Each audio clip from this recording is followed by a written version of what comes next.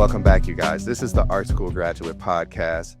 Today, my guest just isn't a logo designer. He's a content creator, educator, freelancer. And let me tell you, he is redefining what it means to build a creative business in this digital world. Ladies and gentlemen, my guest is James Barnard. How are you doing, James? Wow, that was quite the intro. Thank you very much. Imposter syndrome is flaring right now, but yeah, I appreciate that. That's very kind of you. Thank you very much. Man, you've done it. You've done it. You have literally flipped it on its head. And I can say I'm not even going, probably my students are going to be upset about this, but I have purchased a few of your courses and applied them to my own class. So I'm like, hey, if this is what's working for him and this is what's working to get him clients, I want my students to have the same exact material. I love that. When I hear from people that work in classrooms like teachers, professors, and they tell me that they show my videos in front of their students, that fills me with joy. I absolutely love that because as I'm sure we'll get into this, this whole education space for me is relatively new in terms of my career. But when I hear that bona fide institutions are actually using my videos as resources in the classroom, that's so cool. I absolutely love that. So firstly, thank you for showing your students my stuff, or a generation of graphic designers is going to grow up knowing who I am, which is people like you. So I appreciate it. Man, thank you for putting it out there. So let's just start with your career. Did you ever imagine yourself becoming a creative director? Was that always the goal, to be a hands-on designer, or someone that pulls back and kind of just says, hey, you do this, you do that. Yeah, you do this, you do that. Yeah, that's a lot of people's route into the industry, isn't it? Like people think creative director is like the end goal for us graphic designers, and it was for me. From being completely honest, I remember saying in one of my first interviews for a graphic design position that I got asked, like, where do you see yourself in 5 years? And I said to the creative director at the time, I want your job. And then as it happened, I worked in the publishing industry in the UK, worked all the way through to ending up at a national newspaper. And my last full-time role before I went freelance was a head of digital design position. So I had a small team underneath me, maybe 4 or 5 designers, and I loved working with them. I loved sort of working with their skills and training them up and passing on where I could. But ultimately, that role ended up with me putting out fires all the time with the clients. I was doing less and less of the design work. Really didn't enjoy that. I love being hands-on. And so I realized, creative director, art director is not for me. It's not the route that I want to go down. So I left and went freelance. And the idea was originally to pay the bills with a couple of freelance gigs while I found a new full-time role. And that was 10 years ago. I never went back to full-time role because the freelance life, it was just too good. I couldn't pass up, taking naps in the middle of the day, running an errand whenever I wanted to. The freedom was just too good. So then it became about, selling myself and selling my services as a designer and finding my position in this world as a freelance creative, which was, a rocky road, but we're here now. So just out of curiosity, how did going freelance shift your outlook on creativity and business, since you were in a business that kind of left a sour taste in your mouth with putting out all those fires? How did going freelance just shift that outlook for you? Well, initially I went into agencies on a day rate. So I would go into around London. Basically, when I went freelance, I put my CV out to loads and loads of recruiters and said, have you got anything? And they're like, nothing permanent. I've got some agencies that need your help. I was like, great. I went into places like Havas Worldwide, McCann, Ericsson, some really big agencies in London, and I got loads and loads of experience. And so it became about me selling my services and selling my wares and positioning myself in the market so that I could actually still have a career, but just not working for one person. So initially it started out as me, going in as a gun for hire, selling my time for, work at an agency. And then I got loads and loads of experience on pitches, working with a vast array of different clients because I'd been in-house for a very long time and suddenly was exposed to huge amounts of client work. So that was just like what a baptism of fire. Like I could not have learned Mhm. more in that sort of short space of time. And then eventually, COVID happened and we all got kind of locked down. We had our firstborn. Me and my wife had a little baby girl, and at the time, my wife earned way more than I did, so I Mhm. was the stay-at-home dad. I stayed at home and tried to run a business from my, spare bedroom, pulling in some beer money where I could, like, in between, naps, that kind of thing. And then eventually, niched down into branding and logo design, and that's where things really kind of changed. As soon as I decided to do that, Mhm. that was where things really started ramping up for me. That's interesting because you just said logo design, and I'm just curious, like, you brand yourself as a logo designer Yeah. rather than the fancy titles we've all heard as designers. Fancy this Yes. visual identity ninja. You literally can take Thank you, you buddy. can literally say in ChatGPT, "I'm a graphic designer. What title should I have?" It'll give you the fanciest ones. So, why is that? Why did you choose logo designer rather than one of these fancier titles? Well, if I'm honest, it explains it so succinctly, and it's such a great searchable term. So if you have something like a small business, who's looking to get started, they're not searching, "How do I find a brand strategist?" or "Where's the best visual identity designer Mhm. in London?" They type in "logo designer London." And for me, it meant that I could target my website for those keywords. So initially, I got quite a lot of business by rewriting my homepage and changing the wording on my landing pages for clients that targeted the keywords freelance logo designer London. And in about the space of about 2 months, I shot up the rankings on Google and I was number one for that search term for a long time. I think I actually still am today, even though I now live in Australia. If you type in freelance logo designer London, I think I'm still pretty far up there. And Wow. that wasn't that hard, if I'm honest. I just found those keywords that were quite easy to sort of target. Rewrote a couple of things on my homepage, and bingo, bango, bungo, I'm suddenly now one of the most searched for designers in the UK, Yeah. which is unbelievable. So that totally made sense for me to target those keywords, Mhm. and from there I can sell the services on top of that using Logo Designer as the start point of that sale. But I've had, I have a lot of people disagreeing with me on this, and I shouldn't brand myself this way, and then it kind of I miss out on other opportunities because I'm not targeting a certain range of clients, Yeah. maybe clients that are willing to spend a bit more and know a thing or two about the industry and have done their homework would be searching like brand strategy or Mhm. branding designer. It was just at that point in time, that's how it kind of worked for me. So who knows? I might change it. These days, I do go by logo and visual identity designer. So the logo is still in there, but I've actually, expanded that a little bit to visual identity as well because I can do all the other stuff as well. I can make you all of the facets of Mhm. the visual part of the branding, the background patterns, the website, the animated version of the logo, all of the color treatments, that kind of Mhm. stuff. So it's within my wheelhouse. I Mhm. just used logo as the entry point into that relationship with the client.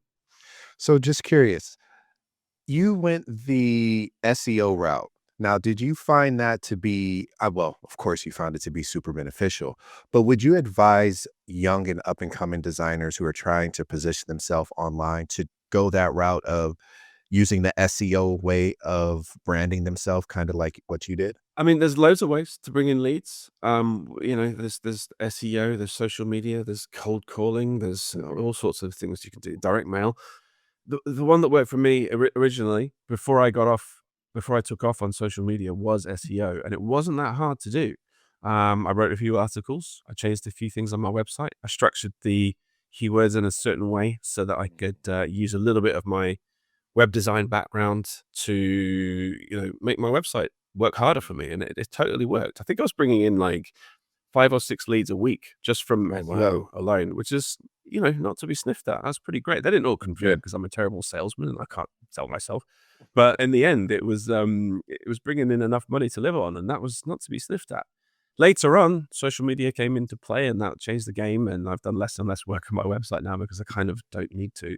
But ultimately, your clients will end up on your website and look at Mhm. your portfolio. So you do need to be putting in the work there and making sure that your website is speaking for you and Mhm. doing a lot of the hard work. So that's things like, making sure that your case studies are there. You've got great testimonials from your clients. Your mock-ups are premium looking, like the site looks just genuinely premium overall. And that takes work. So, you've got to put the legwork in with the website. Otherwise, when they eventually do come through and look at the be all and end all of your marketing material, which is usually your website, it's gotta sell you well. It's gotta work hard for you. Yes. So let's stay in this space with logo design for a minute. What are some of the biggest misconceptions people have about a logo designer or logo designs? I ask this question a lot. It's People think it's easy because it's simple, right? So you take a look at like a logo, and it's this simple abstract pattern, and people look at that and go, "Well, I could design that." What they don't see is the weeks of work behind creating it. 100%. Yep. So our jobs as logo and visual identity designers, just using my own phrase there, is to take your client's company's ethos, beliefs, values, roll it into a ball, spit out one single symbol that represents your company and your industry at a glance. And if that design is even remotely close to something that's already been done before, we can't use it. So, there's all sorts of challenges there in terms of like bringing that to life and making sure that you don't step on anybody else's toes when eventually that logo is put out into the world. It's hard. It takes time. It takes weeks and weeks of work. It takes years of experience to eke that information out from a client and bring it to life. So yeah, it's not easy. I'd say is the biggest misconception. So I would say, do you think you've developed a more gentle approach to guiding them towards like understanding what the decision is that they're making, what they're stepping into when they're hiring you? Yeah. Well, part of that comes like right away with the budget conversation, right? So, in my mind, and I'm a logo designer, I'm biased. I'm going to say that, your logo is one of the most important parts of your brand. It's one of the first things people will see. And you need to put the time and money into investing in that because it will bring trust to your brand and it will separate you from the competition. And that can be, depending on who you speak to, that conversation can be very different. If they are approaching this from a budget mindset and they want something quick and dirty and cheap, I'm not the right fit for you, and we'll have that conversation pretty early on. If you are willing to spend over, a certain amount, and you've really thought about this, and you're willing to put the time in to invest in your brand in the early stage, then we can have a conversation. And then it's just about having that conversation about going backwards and forwards with them and trying to work out what they're trying to achieve with this new brand. Who are they trying to target? And that comes over a few conversations. It's not just a quick email. Usually it's usually like a bit of a back and forth to figure out what's right for them. So yeah, it's a gentle nudge in the right directions. Yeah. When just a gentle chat, and I'm pretty clear straight away. Mhm. You tend to get an idea of who the clients, are the ones to take seriously. And if they're asking straight away, how much for a logo, mate? That's we're in trouble there. That's a big red flag. So yeah, I'll just try and steer them away from me if that's the case. Yeah. So I'm going to ask you the $1,000,000 question. How do you handle clients who undervalue your design? And you know where I'm going with this. I got a friend or a cousin that can do it. Yeah. That's the old chestnut, eh? Well, first of all, they shouldn't be coming to someone like me. If they do have that friend or cousin, get them to do it for you. There's two parts to this, isn't there? There's like, Right. how do you upsell a Mhm. potential lead on investing maybe a little bit more? And part of that is just having that conversation and just trying to show that down the line, if you don't get this right now, you're eventually going to have to change it anyway. If your company does well enough, how proud are you gonna be of this logo that you spent very little on, and maybe you've gone to somewhere like one of these, race to zero websites like Fiverr or Upwork, Mhm. and you don't know if the logo has been copied from somewhere else, which is unfortunately a very big problem with, sites like that. If you come to somebody experienced, you're gonna get a design that stands the test of time right from the start. It's gonna Mm. scale well. It's gonna work in multiple formats. You're gonna have variations that work in different mediums, and they're gonna be proud of it. That's the biggest part of this. They have to be proud of that design that represents their business, and they're gonna see it every single day. on their email, on their website, on their business cards. If they're not proud of that design, it's going to eat away at them. And that's a huge part of it. So that's my conversation that I have, is like just reminding them that down the line, this logo is just going to be there forever. That's the aim of the game. It's this logo will never be changed. It will represent you as this till the end of time, or at least the length of the business. And so, that's what I try and remind them at the start of the process. It's worth investing the time and the money right now to eventually bring this brand to life and come up with something that they're truly proud of. Yeah. So I saw on your Instagram, it was pretty funny. And I was just like, this is a man that's being fully transparent. So share, if you don't mind sharing with us, about how your your favorite client, your wife, didn't like the logo you first did and made you redo it. If you don't mind sharing us that process of that. Everybody in my family gets one freebie, right? My wife, unfortunately, has more than one freebie from me. I think I worked out the other day, like, how much, you know, she would have had to pay me for all the values that I've given over the years. And I could have bought a car or a jet ski or something like that. Yeah, my wife is the hardest client I've ever worked with, without a shadow of a doubt. Mainly because she works next door to me. For your listeners, my wife runs an e-commerce business. It's called Hacker Lily, and it's like a baby hip seat carrier. It straps around your waist. It's just basically a shelf that you put your baby on, and you can support them with one arm. Just takes the weight off of them while you're running around the house or standing in line at the airport, that kind of thing. Little plug for Laura there.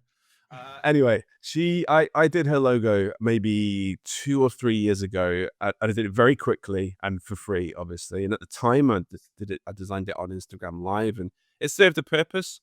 It wasn't the best design I've ever done, but it totally worked for the time. And since that point, we've had problems with manufacturing. We've had issues embossing the logo. We've had issues embroidering it because there was just too much detail. A classic example of like putting the legwork in at the start. Fortunately, at the time, she wasn't paying me and I had client work on. I just couldn't invest the time to really, really do this properly for her, and she needed it quickly. What's happened is, the company's gotten very big now. She's dealing with distributors. She's actually, she's exploding. And Congrats. Dope. yeah, it's amazing. And she's in multiple countries now. And that old logo is just not fit for purpose anymore. But the same problem occurred. I can't charge her. So what do we do? And we came up with a solution, which was I would do the logo and we would use another agency to roll it out. So I basically worked with another agency to create this whole brand system. So I did the mark and the logo type, but working with that agency, they then took that and rolled out a suite of assets, a suite of brand guidelines, treatments for social media, and the boxes and the packaging.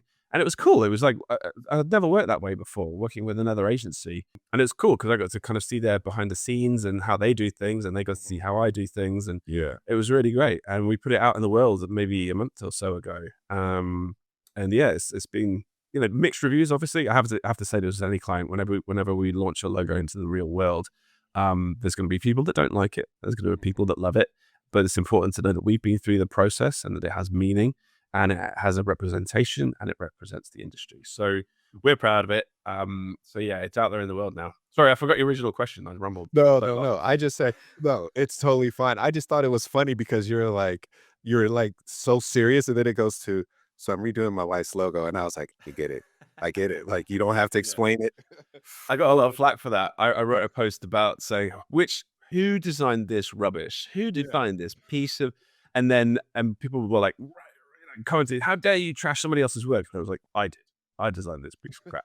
And then people were like deleting the comments. So yeah, It's the best thing we've ever seen. They must be crazy if they don't love it. Yeah, that's it. So would you mind walking us through like the process from like starting a new logo until like you get to almost the end of it becoming this fully completed like brand idea? Yeah, sure. So once we've got them over the line and the deposit has been paid and the start date's been agreed on, a week before the start date happens, I'll get on a call with them. We'll do a full discovery process. And in that call, I'm looking to get 2 things from the client. One is a success statement for the project. So that's just like a paragraph of text that kind of grounds me in the project. So it could be something like, we're looking for a traditional looking logo that is in maybe this color suite, doesn't tread on this company's toes, represents our industry.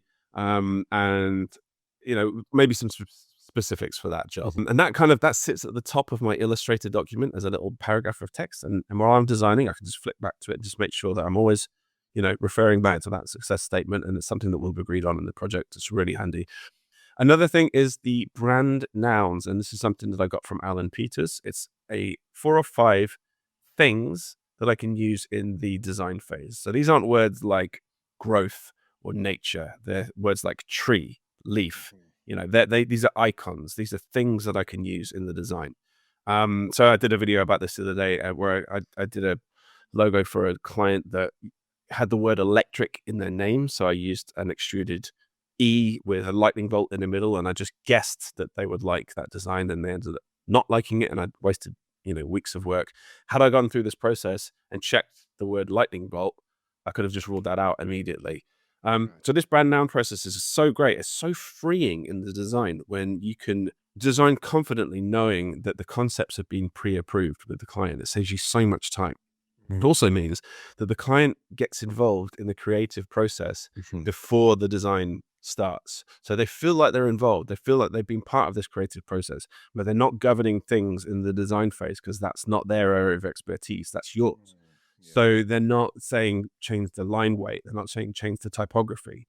You're recommending these styles based on your years of experience. They should be, tweaking stuff like that. But having got them involved with this brand noun process and the success statement, they feel like they've been involved in the process. They've actually contributed to this whole offering, and that's more rewarding for them, and it leads to a faster sign off, because when that design comes through and it's using the concepts that we've pre-approved, there's no surprises. And that's meant that I've got work signed off first go a lot of the time, like a surprisingly large amount of time. I'll have clients sign off with no amends, and that's unbelievable. It means more clients through the door, means I can get through work faster and earn more money eventually. Eventually. So it's a great process. I got to thank Alan Peters for that. I've got his book right here, Logos That Last. That's where I got that process from. It's fantastic. It's like it totally changed things for me when I started doing that, pre-approving those words. So brand nouns, is that what you said? Oh, that's right. So they're like, these aren't, wishy-washy overarching words. Let's say that this client I've been working on recently, I can't say the name of them because it's not out there, but they chose a moon, so like a crescent shape, a compass, and waves, because it was to do with, it's a charity that had those sort of connotations within it. And do you know how freeing that is when you go into Adobe Illustrator and you have those 3 things that you can work on and try and maybe splice a couple of those together, or work that into a logo type, knowing that the client is going to like it because they've said they will.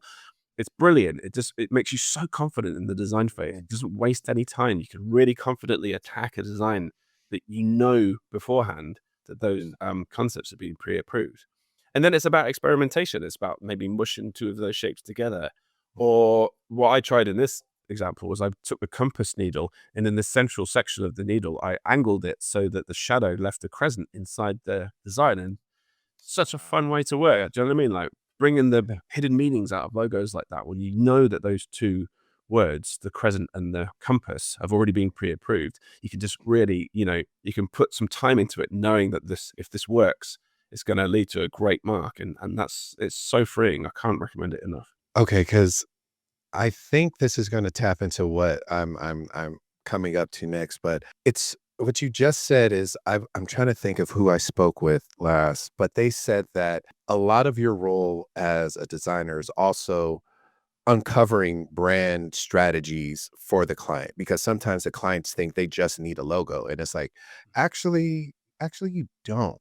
So how much of your role, or better yet, how much of your time is actually peeling back those layers to get to the bottom line of what they really want? Because you have those people that are like, hey, we're a nonprofit, we're thinking about going this route, but it's like there has to be more there in their story. So how much of your role is actually peeling those layers back? Yeah, it's probably the hardest part of the whole process, is that discovery call beforehand, and you've got to come prepared to that meeting with some ideas. You can't just rely on your client to come out with those nouns and that success statement. You really have to have a look at what they've done in their briefing form and research the industry a little bit, and then come to the meeting with some suggestions.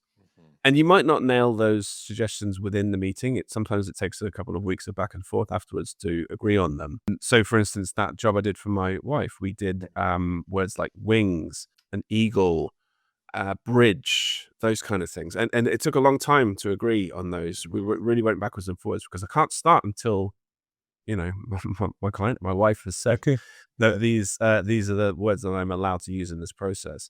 So that's hard. It really is. It does require some back and forth. It requires you listening like hell when they talk. So when a client you ask them about their company and they start just rambling about the ethos and how they got started, and just take relentless notes, write everything down that they're saying, pull out words from what they're saying. When they say things like connection, think about words that might represent that within the actual those nouns. For instance, I did a job for a marketing agency. I can't say the name of it annoyingly, but because it's not out there yet.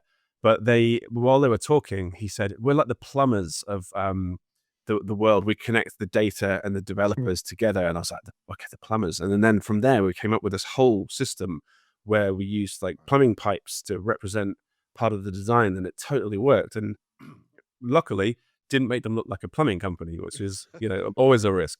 So that's another big part of it as well, as being, representing the industry at a glance. And that's one of the hardest parts about this process is like, you need to do your research of their competitors. So you need to ask them who their competitors are. So you can check what the other logos in the space look like so that they're immediately sort of being reflected by Yeah. that design. It's something that sits in the back of my mind all the time. Like, descriptive logos. There was a study by, I think it was the American marketing agency, that descriptive logos perform better. So burger joints, put a burger in the logo and it works better. Yeah. Things like service-based businesses. That's always in the back of my mind. But you can't do that all the time. Every time you design a coffee company, you can't have a coffee bean in it every single time. Otherwise there'll be nothing unique in the world. So you have to kind of find like a happy medium between that. It's difficult. So can you talk about how you find the balance between a logo being like meaningful versus immediately recognizable? Yeah, Because I get. it just came to mind because it's like you're working with so many different brands along this spectrum. It's like, how do you know when it needs to be something very meaningful to that company versus, okay, we got to get you out there. And since you're going to be in a certain niche or group, we have to find a way to make your logo or your image or your mark stand out loud and Yeah. proud. So how do you find that healthy balance?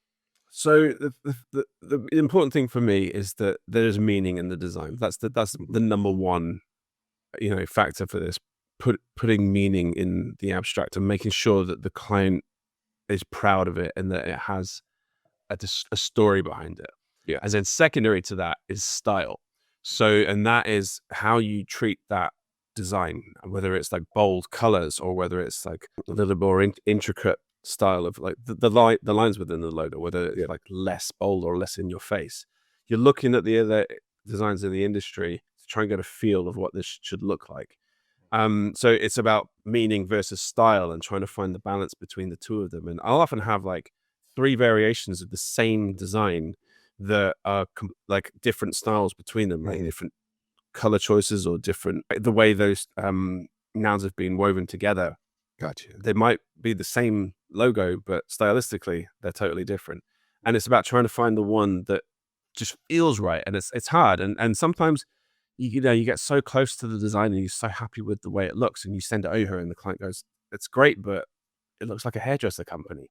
And you're right. Yeah. They're right. You're so close to the design. You haven't thought about how this is going to look out in the real world on their signage on the high street. It's a difficult one. So it's first and foremost, it's about finding meaning and then making sure that meaning sits well within the industry, because that's a really difficult thing to do. So let's talk about the creative decision part of this. What are some non-negotiables when it comes to being an effective logo designer? Are you talking about like the non-negotiable rules of logo design? Yeah. I mean, But what we about know. what are they for you? Are they have you I, maybe I should phrase it as you've been doing this so long. Have you rewrote some new rules, added some in, or have you better yet stuck with those unwritten rules? Well, look, I'm looking at like the Bible of logo design first and foremost. You know, does it scale well in a very very small format? Does it work? Is the design is making sure that we're not following any trends? Is it timeless? Or you know, those sort of standard rules of logo design. Is there a one color variation? Is there a version that works well on a light and dark Mhm, background?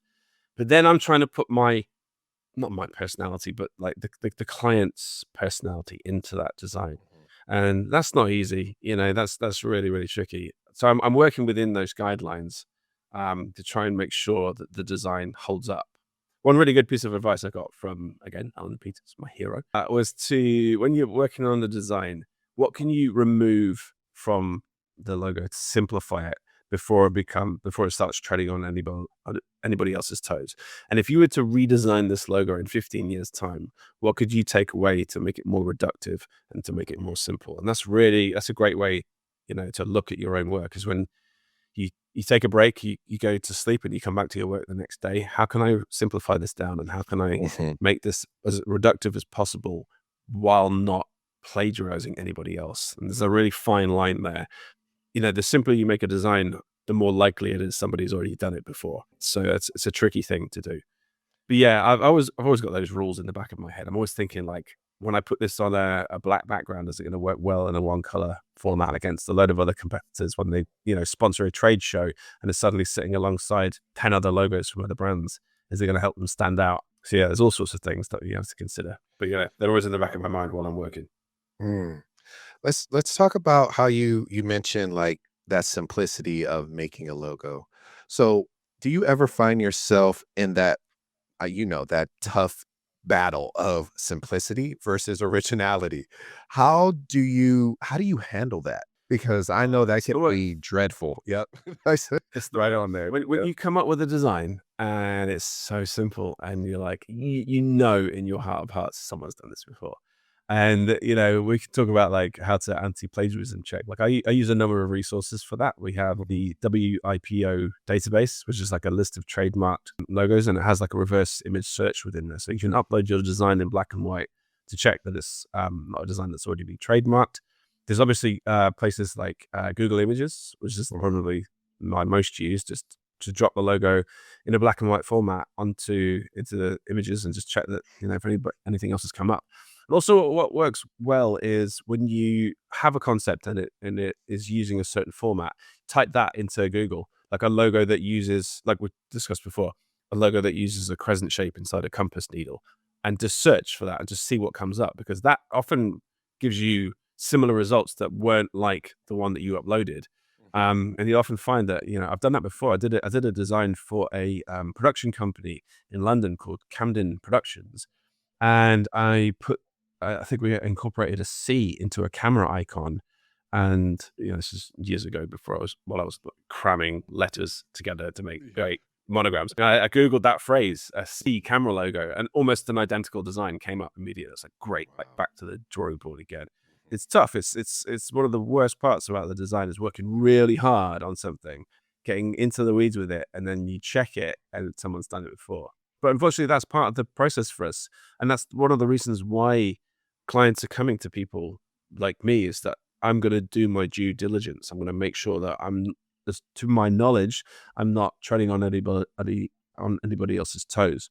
mhm, Sometimes that comes from your experience, you know, thumbing through design inspiration books.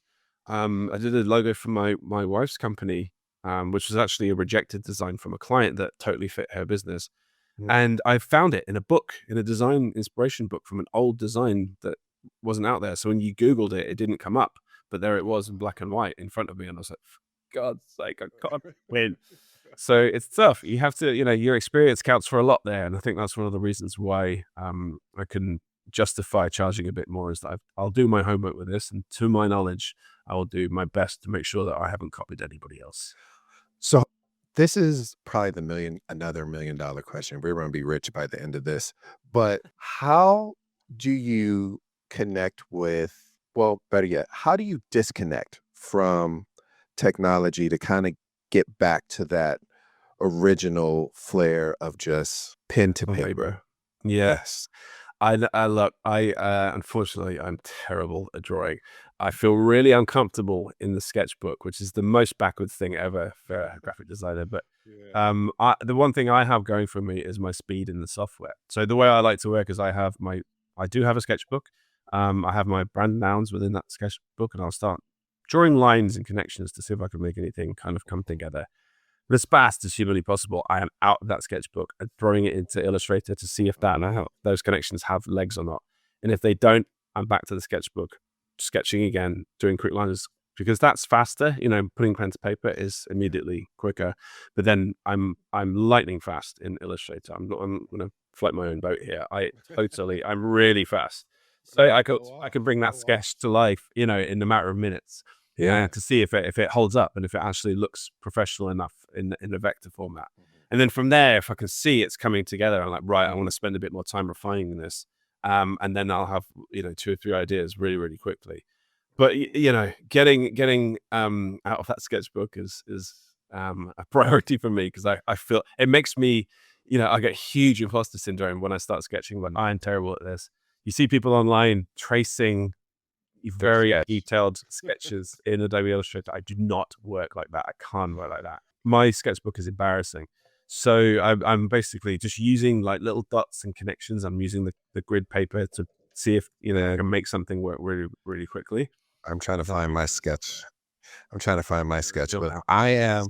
I'm not a drawer. Look at this. I am a word guy. I am a word and Are under the you? line. I can find an image quicker by writing it down. Be like, I'm thinking Yeah. of a bird with a golden duck. I write it out quicker than I sketch it out, even though I can. Yeah, yeah. Thing is, with my process, that step's already been done, right? So Mhm. those words and those connections are within the Yeah. brand noun process. But yeah, my sketchbook looks like that. I don't know if you can see that on your camera. Like it's not Oh yeah, there it is. Yep. okay. It's like horrible line drawings. Another one here I was working on with my assistant for her logo. She wanted an octopus with an ink droplet. Oh yeah, there it is. Just Yep. terrible. They're rubbish. They're not But bad. It gives you a good point to start from, trust me. yeah, I yeah. I'm in the, communications department at my university. Listen, don't ask me why, but I'm in the communications department at my university, and so I'm working with, like, journalists, TV, broadcasting majors, and we know that they're Short note or shorthand. yes. Yeah. So their strength is writing, and I kind of looked at that and I was like, "Okay, now I gotta get you guys to sketching." Like, once you can Yeah. turn those words into images, you'll feel a lot more confident, but I like to get people to start where they are their strongest, Yeah. so they don't feel like they're kinda like a fish out of water when it comes to design. I know. I feel like I should do like some sort of course on, like a learning to draw course. And my daughter's 6 right now. She's massively into drawing. She's on YouTube watching tutorials, and I feel like maybe that's something we could do together. And she's really good. Yeah. So maybe I can learn alongside her and up my game a little bit. Because I have a lot of competitors in my space who are very illustrative and can Mhm. create really like logos with a lot of personality because of their illustration background. And my logos are quite shape based. I wouldn't say formulaic, but they do look a certain way. That it's Mhm. very unlikely that you'll see an illustrated style design within my portfolio because it's just not my strong suit at all. Right. But I'm lucky that I've got the skills in the software to bring abstract shapes to life and make Yes. them, really harmonious and balanced. And I think that's my strong suit. I'm just not an illustrator at heart. It Yeah. doesn't work for me. Listen, it's all good. You're knocking designs out the park I even found without niche. I sketching. found my Yes. heart in this world. Yeah. Yes, yes. So let's talk about the meaning of design to you for a minute. You said you love finding meaning in the abstract. Can you unpack what that means for your design process now? Where did you hear that quote? You've been stalking me. Where did I say Listen, that? listen. I come prepared. I come Good. prepared. I'm impressed. I think I read that in an article somewhere. Yeah, yeah. Meaning in the abstract. It's basically trying to find something that represents your industry and hasn't been plagiarized is hard. And to incorporate meaning in that design is even harder. And I think this is one of those things I was talking about before about being proud of your logo. Mhm. One of the greatest ways to kind of make the logo stand the test of time is to crowbar, not crowbar, because that sounds like you're forcing it, but like to make sure that your logo means something to you. It's not just a shape. It's not just something that you plucked out of thin air Right. and, it doesn't mean anything to your business. It has a story behind it. It has some kind of meaning in the design. Been doing this for ages. I've designed logos that smush two characters together. What's your Yeah. first and your last name? David Edgar, right? D&E. Let's mush them together. Great, we've got a logo. Doesn't mean anything other than it reflects their name. And those logos that I designed in the past, they're all gone. They're temporary. They're disposable. They're rubbish. As soon as I started putting meaning into the design and actually showing that you can tell a story with the design, those logos started lasting. And I've got one logo that I did for a restaurant, maybe like 8 years ago now. And it's one of the first ones I ever did where there's really a story behind it. It was for a pizza restaurant called Otto. And there's an Arabic area in Abu Dhabi. But the name Otto in Italian is 8. So we found the Arabic symbol for 8, which looks like an upside down triangle. And we took the O of the Otto, cut a pizza slice from the O, and in the negative space left the character for the Arabic symbol. Immediately, like, it was clever. It had a little Easter egg. It meant something to the business, and they still use that today, like 8 years later. It was one of those designs that really stood the test of time. And as soon as I realized that, I was like, okay, I need to make sure that I do this for all my future clients. It's just such a great way to make this logo last. So yeah, that's why I think it's important to sort of, where possible, get as much value and as much meaning as possible into those shapes, into those abstract designs. Yes. So, do you now find yourself intentionally doing that, giving them those hidden meetings or visual Easter eggs and telling them, or do you kind of just lay it on the table and slide it to them like, "What do you guys think?" and then kind of let them like digest it?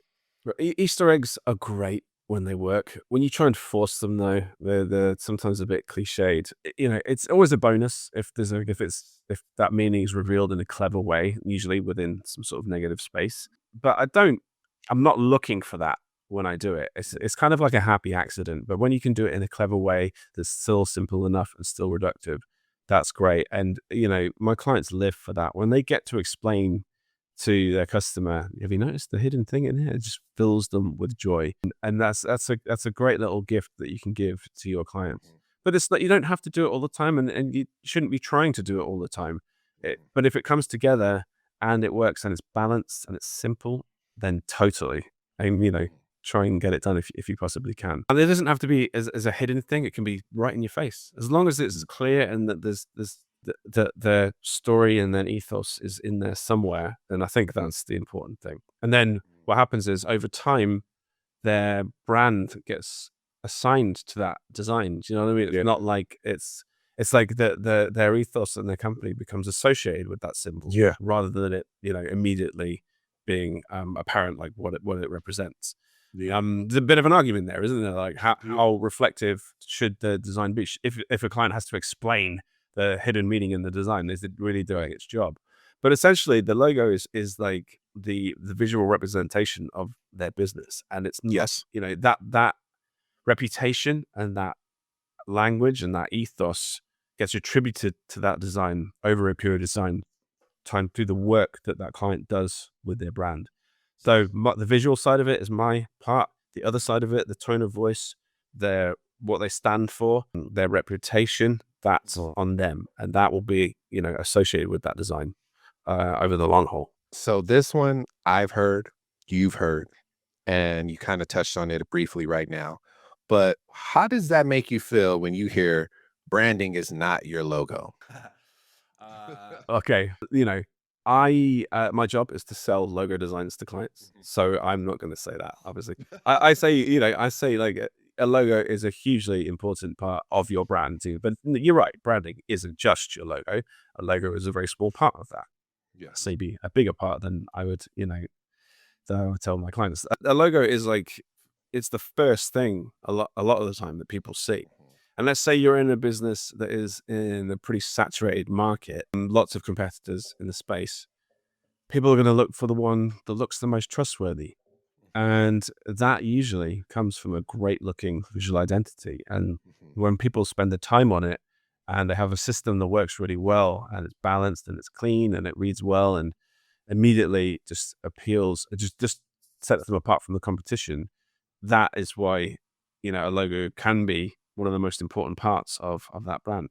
But yeah, like I was saying before, tone of voice, reputation, all of that stuff is a massive part of a brand, which is why I don't call myself a branding designer or a brand strategist because I don't do tone of voice. I'm not a copywriter. I'm not great at the strategy, if I'm being completely honest. I'm great at the visual side of things. And sometimes I'll work with another agency with clients and we'll do them both together. People like naming agencies or tone of voice, copywriters, that Mhm. kind of thing. Yeah. But yeah, I'm the visual guy. I'm the guy that's going to make sure that you have a system that works and you've got your colors right and your typefaces and you've got a brand guidelines book, Yeah. you use to protect your brand.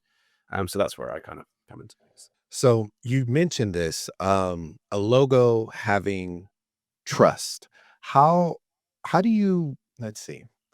How can you design something like that when you have such a saturated market with logos coming out every which way with the money, the color, the client, the famous person, and you're looking at it like, are we looking at the same thing you guys are seeing here? Yeah. Like, how does a logo influence like trust in such a chaotic market? Well, I think it's very apparent when you have a logo that's been done on the cheap side by side with one that someone spent some time on. It's so easy to see, the difference between a good and a bad logo when they're side by side like that. And I think that's the important thing is when they are in a saturated market and they do a Google search and those logos are suddenly next to each other. The good one will separate itself. Yeah. But yeah, it's that, and that comes from those things that we were talking about before, all of the rules that we followed, making sure it works well in a small scale, making sure that it works well in one color. Those design principles really are important when it comes to that. And you can tell when a logo has been designed by somebody that doesn't know those rules. Things when they've got drop shadow on it, when they've got 7 different colors in the design, when there's 2 typefaces in, 2 or 3 typefaces within, one single logo type. When they're side by side like that, it's really easy to tell. So I think that's one of the reasons why coming to someone like me can separate you from the competition, especially in those crowded markets. So let's take a quick little pivot to everybody's favorite topic, AI. How are you feeling, man, about the growing presence in AI in graphic design? Oh, or it's a mixed bag, isn't it? Yeah. I mean, I think within logo design, so far, I'm pretty safe. It doesn't, so far, AI sucks at logos. They still do. They're too complicated. They're always really Yep. cheesy. It doesn't do a great job. It's The AI. line work is terrible. Yeah, and they always need fixing. And also, finding meaning, like I was saying before, finding meaning in the abstract. But like, AI is not great at concepting. It can't pull hidden meaning out of something Bill. or work in a clever way to reveal another shape or a style or maybe that Easter egg we were talking about. It can't do that yet. And that's great. And it means that people like me still have a job. Other sides of AI, though, I'm all for. Like, anytime AI can be used to speed us up or to remove a task that used to be hard, I'm here for that. Generative extend, generative fill, that kind of stuff. Using AI to, remove dust and scratches from an image or to clean things up or, anything where it speeds us up.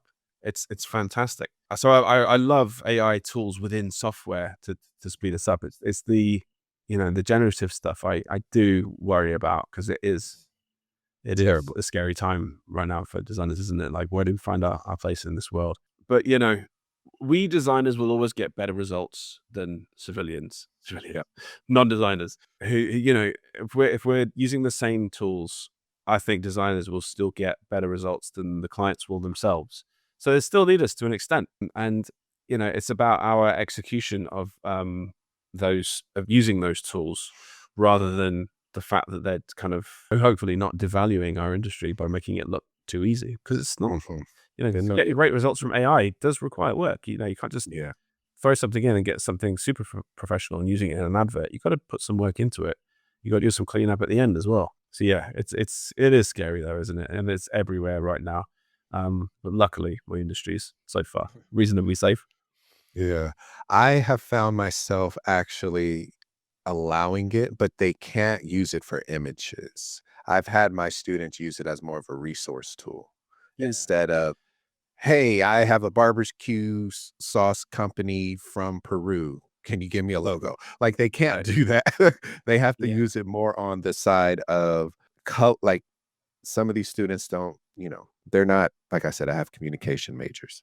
So Mhm. they're not into like deep color theory. They're coming in finishing writing a news article and now they have to sit here and try to find different colors and palettes. So I'm like, Mhm. look up different color palettes for Peru. Give them winter, spring, and fall. Okay, you starting to see like I have them use it in that format rather Yeah. than Using it for concepting is good, yes. isn't it? Have you seen this Mhm. new tool that Adobe are bringing out called Boards, where it's like a Mhm. mood boarding tool that incorporates generative AI inside it? And I think that's great. Let's say you're Really? about to do a photo shoot and you need some reference images for them to put together. You can use AI to do that, and it's a collaborative tool. Like multiple people can dive in at the same time and create concepts off of different ideas, and it's like a huge kind of brainstorm of ideas all in one canvas. So yeah, that's brilliant. When you use AI to concept and to Yes. pull in reference imagery 100%. and to get a client aligned on an idea when you can't find the image online or through a stock website, Yeah. why not use AI to do it? That's fantastic. I think that's brilliant Wow. to kind of steer the conversation in the right direction to end up with a great result. I did That's not know they when did they Oh, it's brand new. I don't think it's even out okay. yet, but they Okay. announced it a few months ago. It was Because called something else, and they changed it to I think it was called like Project Concept, and now they've changed it to Boards. So it'll be like a huge kind of scrapbooking kind of tool, but you can use AI to generate reference images off of lots yeah. of different things. It's very clever. So yeah, I'm all for that. Okay, yeah, I'm totally open to check that out because I have my students doing mood boards, but I have them using like Pinterest, Google, Mhm. a few other design, like the free, what is it? The free archive. Yeah, Yeah, Pixels, yeah. the free Free for archive. yeah, Yeah, I have them using that and I have them usually using Google Slides to put it together. Or right. if they're on Pinterest and they have enough information on Pinterest, they can create something through that. But Yeah, I will definitely be on board for using it's that. brilliant. It looks awesome. Yes. So, what skills do you think will keep designers valuable and ahead of this AI forever evolving turn? Cool. That's a tough question. I mean, I guess selling yourself, being able to sell the value of what you do in this world where things look cheap now because they can be done fast with AI, that's going to be a Mm, hard thing to do. Selling, why they should hire you and why you can create a better result mhm. than AI is going to be the main game going forward, I think. Yeah.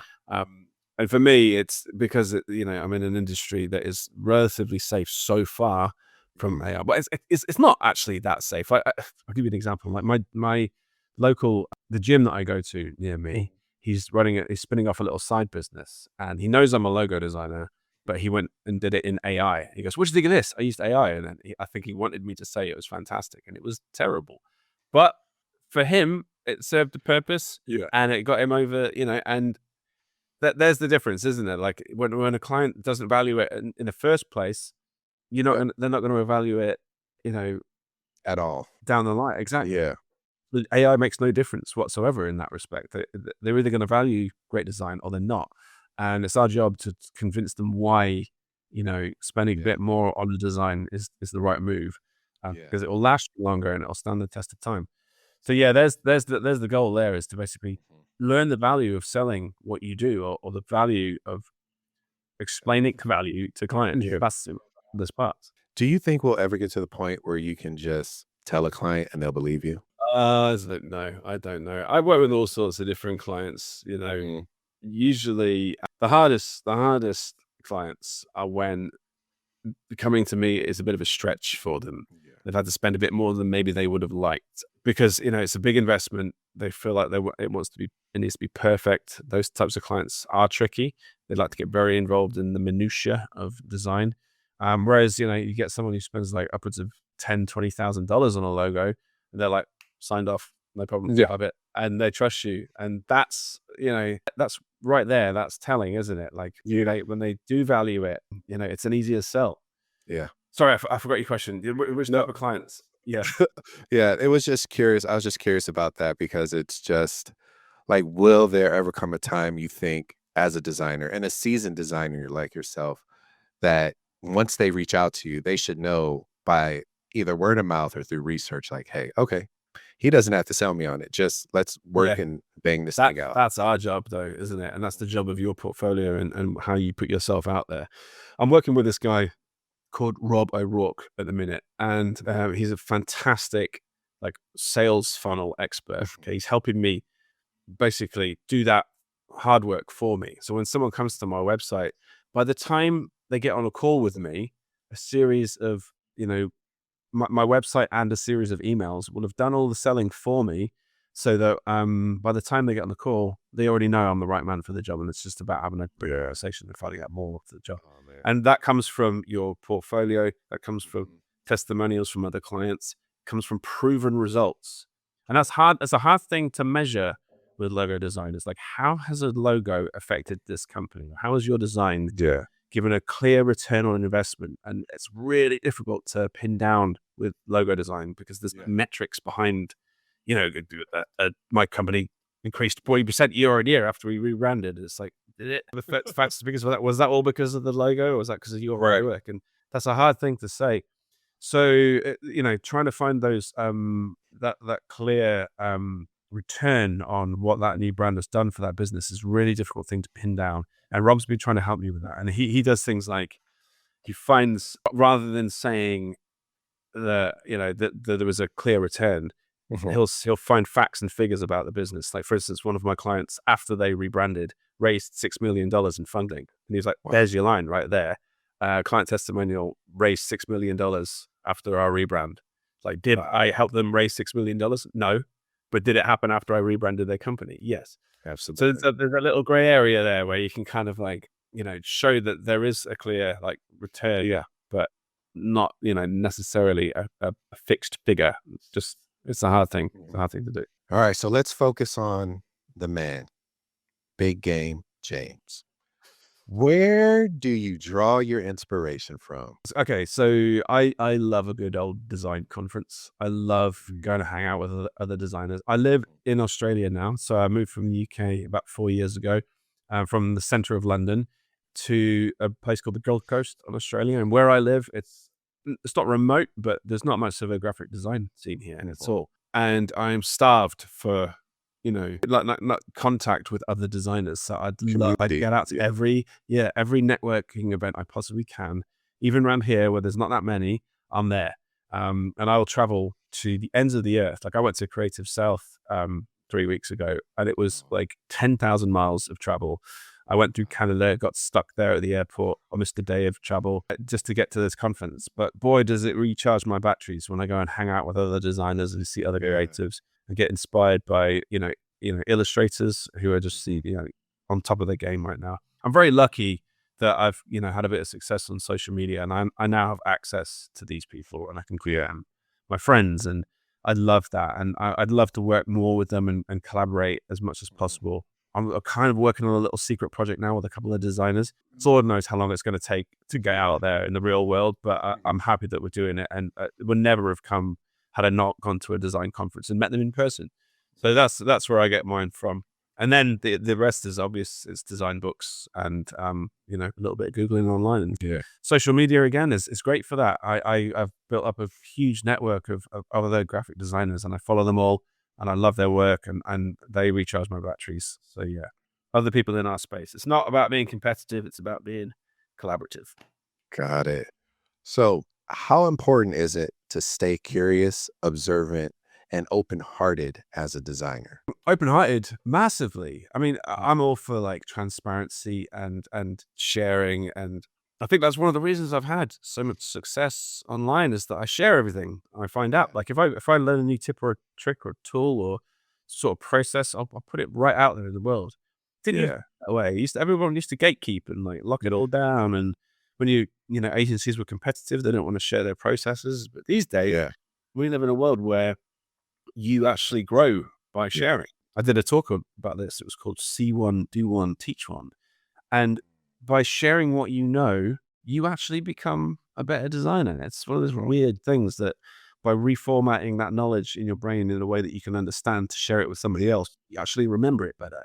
And it's wild. Like all these videos that I've made about graphic design processes, how to work with clients, fundamentals of design, questions like Yeah. why don't we use red, green, and blue ink in our printers? Why do we use CMYK? And you know, being honest, I didn't really know the answer to that question until I looked it up and shared it online, and now I know the answer. And it actually came up as a question in my Adobe certified exam. I was like, great! And how amazing is that? Like by sharing it, that knowledge stuck in my brain, and I passed my Adobe Illustrator certification. They're all Congrats, man. That's dope. yeah. This is what we were talking about off camera before about teaching. Sorry Mhm. to your listeners, but I have huge imposter syndrome about teaching other people because I have no qualifications in it whatsoever. I just have lots of experience in the design industry. So in order to kind of get like one accreditation, I took the Adobe Certified Professional Yeah. Exam for Illustrator, and it's like it's a proper exam. You have to sit it under test conditions. In your office, you got to disconnect all of your external monitors. You have a webcam to prove that there's no one in the room and there's nothing that you can cheat. And you sit down for an hour and you do an exam on the software, and there's like 20 practical things that you have to do, and then Mhm. I think it's like 10 or 20 multiple choice questions. And almost got a perfect score. I was got one question wrong. I thought Oh, okay, man. it wasn't. It really bugs me. But yeah, that was like that was cool just to kind of get that accreditation, just so I can make sure that I feel a bit better about teaching other people when I've got Yeah. food in my bag. Well, you guys, he's being very humble. This man is teaching over 580,000 people every day on his Instagram through his tutorials. So don't let him fool you. He's a genius. He knows what he's doing. All right, James. So let's have a little fun here. All right. We're gonna have a quick fire round. Um, our conversation has just been so good, and I'm just like excited and enjoying all these gems you're sharing with us. But we're gonna have a quick fire round. First thing that comes to mind, okay? Okay. What font do you secretly love but will never admit in public? I did a t-shirt design recently with Cooper Black. Yeah, old-fashioned sort of retro 60s, 70s font. It was great. And I tweaked it a little bit. It was fantastic. Cooper Black. Yeah.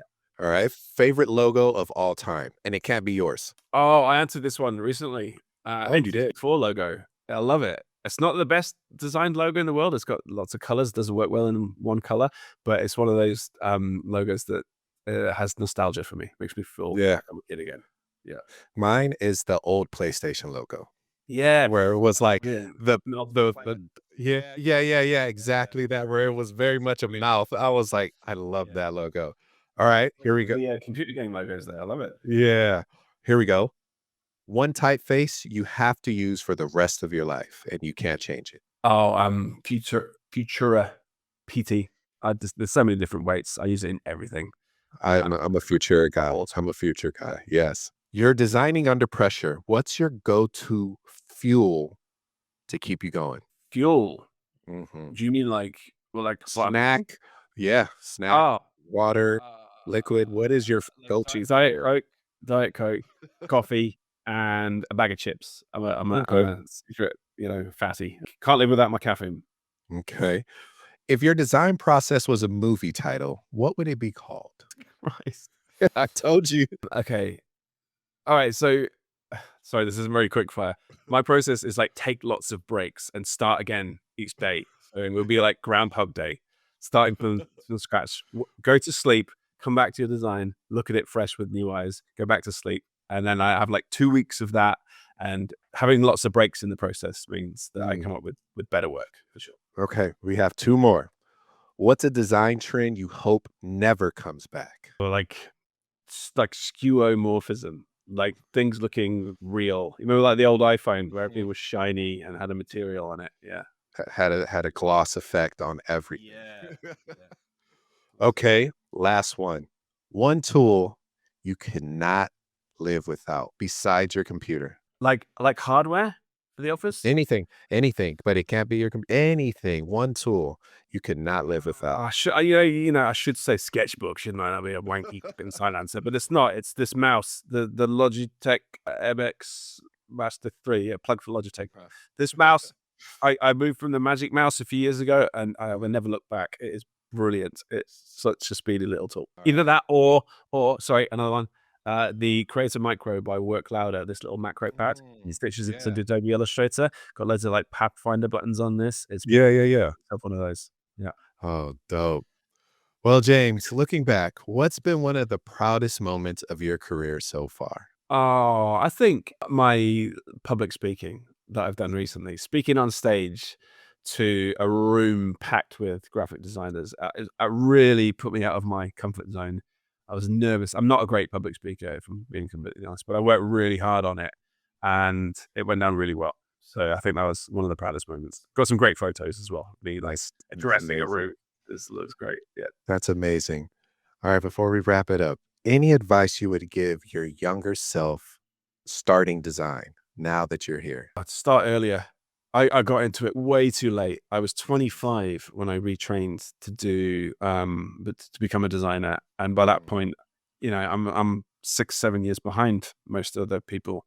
Didn't study it. I studied music, multimedia, and electronics at university. I wanted to be a record producer, and then realized after a job, an office job, I was like, this is brilliant. Why have I not been doing this sooner? So I started way too late. So I'm like, I'm 6 or 7 years behind where I should be right now as a 40-year-old. Imagine what I'd be doing. I'd be a millionaire now. I think every designer's goal is to be a millionaire. I think every designer's goal is. Yeah. All right, James, where can people find your work and where can people follow you and reach out to you?